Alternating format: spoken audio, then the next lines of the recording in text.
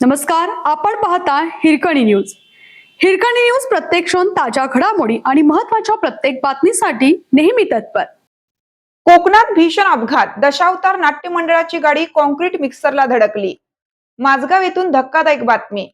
माझगाव येथे भीषण अपघात घडला असून कुडाळ येथून सिंधू कला दशावतार नाट्य मंडळाचा टाटा मॅजिक गाडीचा माझगाव येथे भीषण अपघात झाला.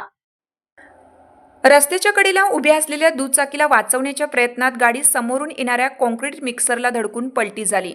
माझगाव येथील अपघातात चालक शशिकांत राऊळ आणि संतोष केसरकर हे गंभीर जखमी झाले आहेत. शशिकांत राऊळ 45 वर्ष तर संतोष केसरकर हे 35 वर्षाचे आहेत. गाडीतील कलाकार ओंकार धुरी नेनूर येथे राहणारा, नानोस येथे राहणारे प्रणित तळकर, माळगाव येथे राहणारे ओम सावंत, वेते येथे राहणारे साई तांबे, 44 वर्षाचे सुदेश तांबे, कुडाळ येथील गौरव टेंबुलकर जखमी झाले आहेत. मिळालेल्या माहितीनुसार गिरगाव येथील हे दशावतार मंडळ टाटा मॅजिकने नाटकासाठी जात होते. माझगाव परिसरात भाईसाहेब सावंत समाधी स्थळाजवळ रस्त्याच्या कडेला उभी असलेली दुचाकी चुकवण्यासाठी चालकाने अचानक वळण घेतले.